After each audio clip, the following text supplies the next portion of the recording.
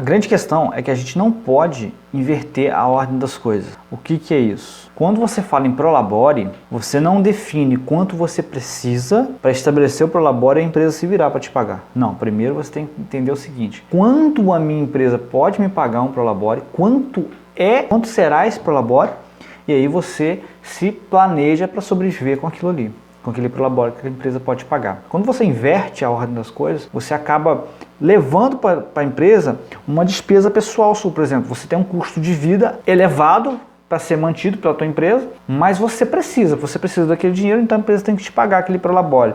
Um prolabore lá de R$4.000 para pequena e média empresa, um prolabore de R$4.000 é muita coisa ou pouco? Depende do porte dessa empresa, depende da estrutura financeira que essa empresa tem. Será que essa é uma empresa que acabou de nascer, né? Uma empresa que está no primeiro ano, que está ali alavancando, ganhando espaço no mercado, procurando clientes, se estabelecendo, brigando por margem, porque é uma empresa que ainda tem pouco capital de giro para poder fazer compra com o fornecedor e brigar por uns melhores preços. Será que essa empresa já tem condição de me pagar um prolabore de R$4.000? Então, a ordem correta é o seguinte: primeiro você vê quanto essa empresa vai poder te pagar um prolabore e quanto vai ser esse prolabore, para depois você falar o seguinte: olha, o meu custo de vida será isso aqui. Quando você estabelece eu preciso de um prolabore de R$4.000, você já vai meio que sangrar a tua empresa, porque ela vai ter que te dar R$4.000 de prolabore e vai ter que também, o que entrar de receita, de venda, tem que ser suficiente para pagar as despesas fixas. Agora, se isso não acontece, você tira o seu prolabore e deixa de pagar fornecedor, atrasa o fornecedor. O que acontece? Pagar multas e juros.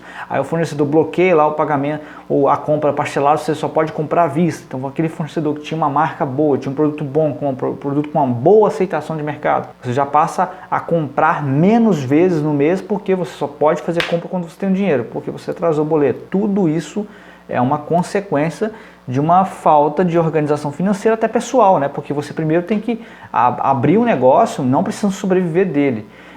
Eu sei que é difícil e eu entendo isso até na prática, porque você abre um negócio muitas vezes porque você sai do emprego, né? Você precisa ter uma nova fonte de renda. Só que você tem que entender que quando a empresa nasce é muito complicado para ela já ter que pagar um prolabore para o sócio, ainda mais se for um prolabore alto, né? Então, quando você for abrir um negócio, já tenha em mente, não espere tirar dinheiro desse negócio por no mínimo 6 meses a 1 ano. E quando chegar esse momento que a empresa puder pagar um prolabore para você, quanto menor for esse prolabore, menor, porque tem outras questões tão importantes quanto a tua retirada de prolabore que precisam ser verificadas, como, por exemplo, a consolidação financeira da sua empresa, né? A empresa precisa primeiro criar reserva financeira, por mais que a sua empresa esteja arrebentando de dar lucro, a sua empresa precisa criar reserva financeira para você poder pagar, por exemplo, uma rescisão de funcionário, caso você precise mandar alguém embora, você precisa criar uma reserva financeira para caso de uma sazonalidade, acontecer uma greve, qualquer coisa que possa minar aí o seu faturamento em um período de 3 a 5 meses, você tem um dinheiro, uma reserva para você poder cobrir ali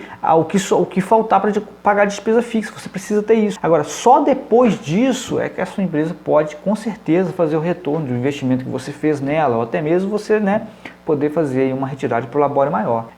Quando você inverte essa ordem das coisas, então você sabe que a empresa começa num ciclo de tracionamento, passa pelo ponto de equilíbrio, passa pelo período de fazer a reserva financeira e chega lá no ponto de distribuir lucro para você fazer payback. Quando você inverte a ordem das coisas, a empresa mal chega no ponto de equilíbrio, que é o segundo estágio, você já aumenta o teu prolabore, aumenta o teu custo de vida e chega um momento que a empresa começa a ter dificuldade de pagar fornecedor, começa a atrasar um boleto, atrasar uma guia de imposto, pagar multas de juros aqui, atrasa um salário de funcionário, gera insatisfação interna, o desempenho cai as vendas, daí a pouco você começa a ter um volume de despesa maior do que a da receita, porque a sua receita cai, a sua performance do negócio como geral cai.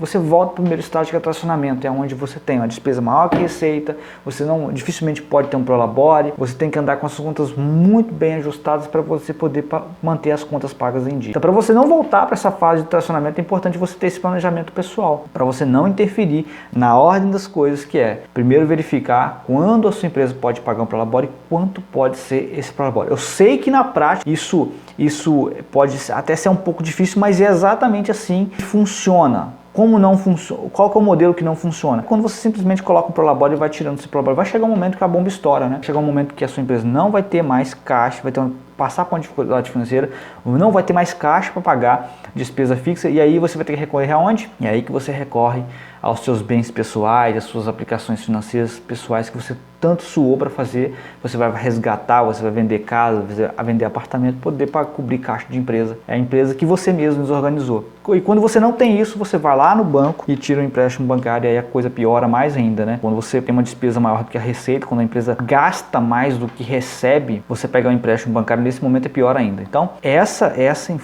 informação para você é fundamental. Se você não sabe quando e quanto a sua empresa pode fornecer de Prolabore, sugiro que você analise o fluxo de caixa e veja qual é o melhor momento para você iniciar suas retiradas de Prolabore e qual pode ser esse montante de Prolabore. Porque se você começa a fazer essa retirada sem fazer essa análise e depois isso gera uma série de complicações financeiras para a tua empresa, a bomba uma hora vai voltar para você de novo. Então, é até para você se proteger. Então, você organiza a sua vida pessoal e a vida da empresa. Acontece também da pessoa começar lá, por exemplo, eu comecei com um retirado de Prolabore de R$998, né, um salário mínimo. Mas vai passando o tempo e começa a aumentar o custo de vida. A empresa ainda está crescendo, né? Mas o custo de vida da pessoa aumenta muito, do empresário aumenta muito. Quer trocar seu carro, isso é normal, né? Você quer conquistar, você comprar o carro que você sempre quis, você quer comprar um apartamento novo. Mas se você aumenta o custo de vida muito rápido, pode ser que a alavancagem da sua empresa, ou a capacidade da sua empresa de pagar um Prolabore para cobrir esse custo de vida não te acompanhe. E se você forçar, vai gerar uma série de complicação financeira também.